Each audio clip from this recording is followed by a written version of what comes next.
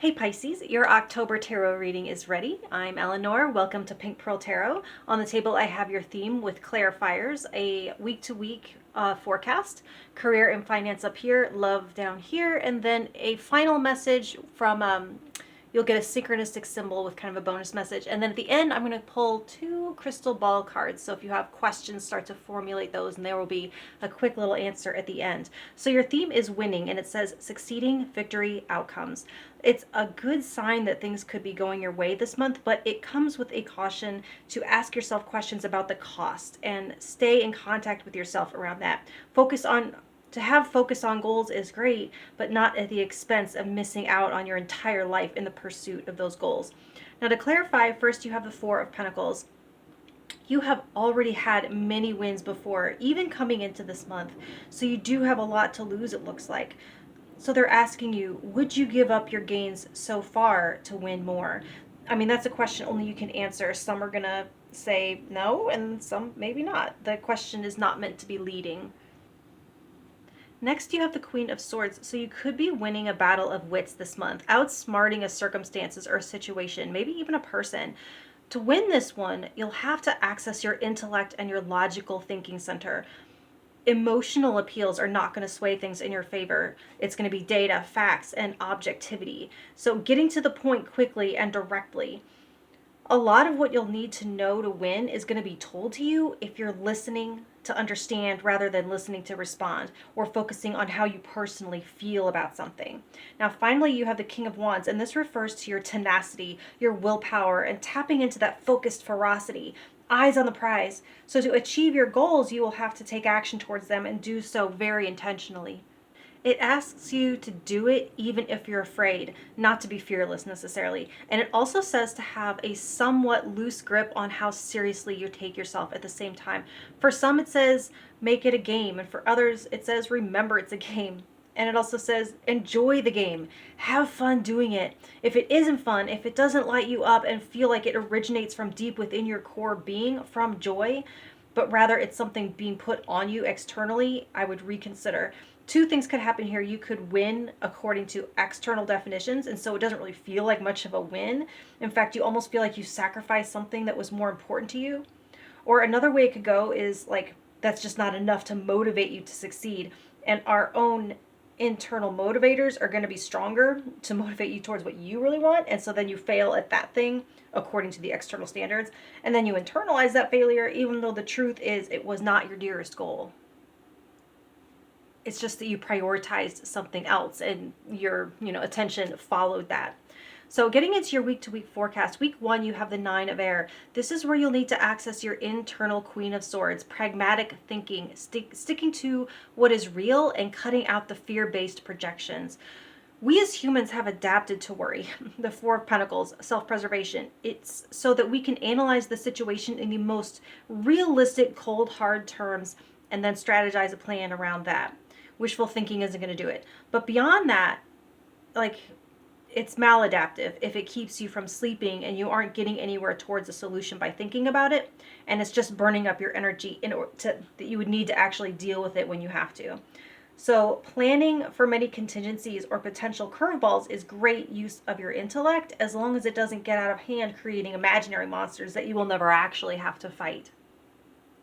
Now, week 2, you have Pain and Pleasure. This is the Devil card in this Da Vinci deck. It is very interesting with having winning as your theme. Now, this is a general reading, so if it doesn't resonate, obviously ignore it, because this isn't going to apply to everyone, but it does make a strong warning to watch for the strings attached to what you might think is a real prize. It's kind of like the coyote leaving a trail of free birdseed to trap the roadrunner. In fact, I can see Admiral Akbar from Star Wars right now saying, "It's a trap!" I'm going to give some examples just for illustration purposes, not that these will necessarily happen to you, but this is just kind of like what I'm talking about. It's like being the lucky one to win a promotion, only to find out that your new boss is a jerk and you cannot get your old job back. Or winning the lover you had your visual eye on, only to find out that they're boring or mean and your personalities clash. It says to do your due diligence. This King of Wands, it wants to win at all costs, and it will do so with blinders on so that he doesn't get distracted. That's how he's successful, doesn't get distracted. That's why he's coming out with this Queen of Swords beside him, to help keep your head screwed on straight with good intel and clear-headedness. Now, week 3, you have the 3 of Fire reversed. Now, in this case, yeah, I mean, sometimes the cards will say to go into your receiving mode and what you want will find you. This week, you're being called into Yang energy, taking action towards something, expanding yourself into something. So this can indicate a delay. And sometimes there are just delays that work themselves out while we be patient. Other times they need a nudge before that delay becomes either a totally missed opportunity, a past deadline. I'm hearing, for this specifically, I'm hearing it doesn't hurt to call. So you might want to check on something. Week 4, you have the Ace of Air reversed. And so that Queen of Swords is an excellent communicator. And sometimes great communication is about what you don't say or what you detect being left out by someone else. Now, don't leave to there being something nefarious lurking here. Like, it doesn't say to compromise your integrity or that anyone is trying to lie to you. Just that there is information that you can use in what is unsaid. And there is such a thing as watering down your message with too much information. Now, for career and finance, you have the 2 of Pentacles with the Star. I'm hearing dream team. I see a beautiful partnership, something mutually beneficial, something that balances both parties' needs. I see negotiations. Some of you could be hiring assistants, or others of you, if you aren't in the hiring manager position, others could you could see your team expand so that the work gets spread out more equitably. The success of this might not manifest this month, but there is excitement being generated about the new possibilities, new levels of potential. There is shared vision and shared ideals. And so these cards with winning, you know what? There could be an Aquarius involved because there is a color synchronicity with these gnomes. You got the kind of the green and the red. This was very similar to the Aquarius reading over here last week or yesterday. It's actually showing up here with this the Queen of Swords and the King of Wands as well. You got the green on one side and the red on the other. Anyway, you're focusing this fiery energy, which is tempered by discernment, on the ideal, on the common goal, on the joint North Star, not the other person. There's a message here about egos and competition being the downfall. So eyes on the prize because it is a shared prize. And then when someone tries to win it for themselves, no one wins it. Now for love, you have the Queen of Pentacles with Strength. So the Queen of Pentacles indicates you are focused on the material aspects of partnership, your sexual health, looking yummy, creating an inviting environment for romance, demonstrating adult competence, I guess. Like, it's an extremely attractive energy, and someone is having to access all of their discipline around you. Someone wants to just eat you up. Now, with 4 of Pentacles in your main theme area and strength, you might have to exercise some discipline yourself around someone. This is calling you to stay grounded and to have patience so that something can unfold in a healthy, natural way. I'm hearing that you have to allow something. You can't force something. And the Queen of Swords with that King of Wands, they come together to embody strength, where the animal in us and reason, they come together to create a self-aware being in control of their choices. For those of you in long-term relationships, there is something here about spicing up your sex life a little bit, being more physical, getting a little bit more wild, and getting a little bit more playful. Now, your bonus message is going to be a synchronistic symbol. The way this deck works, oops, there's a thing there. Any 2 cards that come up will only ever share one symbol, and that is your synchronistic symbol / bonus message, and you have the lion. So this is so perfect. It says that you are strong and courageous, and like I was saying earlier, tap into your playful side. Keep the game aspect going. You have so much to be proud of. You're in high standing, so you can lighten up. This is another symbol of winning, actually, as well as warrior energy, and it mirrors that strength card. And if you don't remember the details of the reading, I mean, just think of yourself as a lion.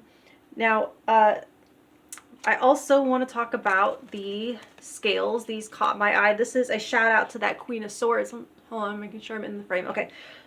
The energy needed to balance out the animal, rationality, balancing fear with love. And the other thing I want to point out, actually, I'll let you look at the card really quick in case there are any symbols there that speak directly to you and answer a question you might have in your mind. And the waving cat. It's good luck, and it's also the feline in you. It's another synchronicity. Yes, rationality. And at the same time, don't let that wildfire in you go out. Don't let the world tame you completely. it encourages you to reach out to someone if you have the urge or that someone might. So go ahead and see if there's any other symbols in there that speak directly to you if you have a question in your mind, and seeing a synchronistic symbol answers it for you. And now I am going to pull 2 crystal ball cards. So if you have 2 questions, there will be 2 answers, or if you have 1 question, you get to decide if question or answer 1 is your answer or answer 2. So answer 1 is no need to worry. And think of that really, especially that first week, because that is where it seems like there's some worry starting to build up right there. So it says you do not have to do that. Let me know if you like this part. I'm trying to decide if I'm going to keep it in the readings for this, November or not. It's an experiment. So answer 2, you have listen to your intuition. This, I swear, it's starting to stalk me. It's come up in almost every one so far, I think. All right, much love, Pisces. Talk to you next month. Thank you.